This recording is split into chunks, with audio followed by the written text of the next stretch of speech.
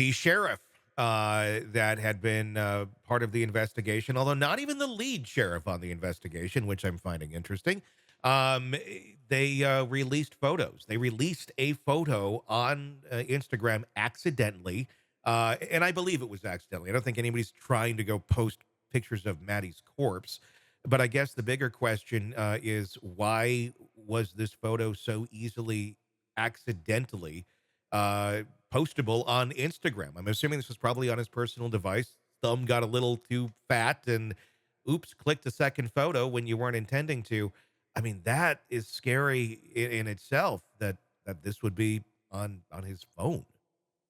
When you're dealing with a child death case, it's extremely sensitive. You've got to be extraordinarily careful in terms of the investigation itself, in terms of the public's perception of that investigation. And here, to make such a careless error in such a grave circumstance, I think could cause the public to lose a little bit of trust in law enforcement as they're pursuing this. Like I said, like you said, it's probably an inadvertent thing that happened, but my gosh, what a terrible error.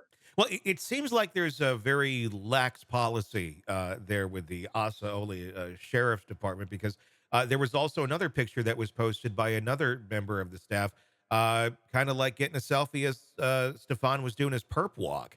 Uh, very distasteful. That one a bit more intentional, though. Yeah, very much so. And in this social media world, things have changed so much.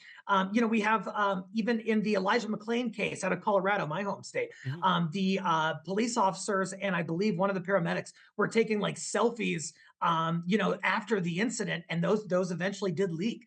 And so, if you're in law enforcement, if you're in law in general, this is evidence, and you're talking about a dead girl's body. You've got to be way more careful than this, and I think that posting anything publicly could be prejudicial to their case. Well, it's scary. I mean, are we entering just a different phase of life in the world of how people are doing things, and this is going to be more common? I mean, amongst officers, how often does this sort of thing happen where there's evidence photos that are shared around, in a high profile case? I don't know the answer to that. I mean, I don't know if it's kind of like, did you see this? Like, obviously you shouldn't be doing that, but I gotta imagine, people are humans. And does this happen more than we think?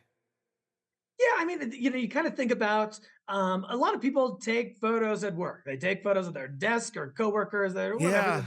Yeah. That's kind of normal, but in law enforcement, I don't think that's an exception. I think No. that those are humans too, who kind of document their own life in a way that they see fit. Sometimes sharing with other folks. I remember when I was in the DA's office, there were some people who had stuff on their phones that I said, "What are you doing?" Yeah. I think it is careless but common.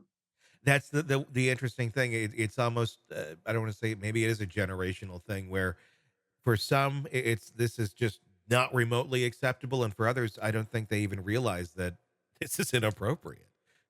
Totally. I think there's that generational divide there where sort of the younger folks have just grown up with this being so ubiquitous in Yeah. their life that they don't even give a second thought to it. Whereas a more senior person might say, "Hey, if you've got a phone of a or you got a photo of a dead child on your phone, this could be a problem."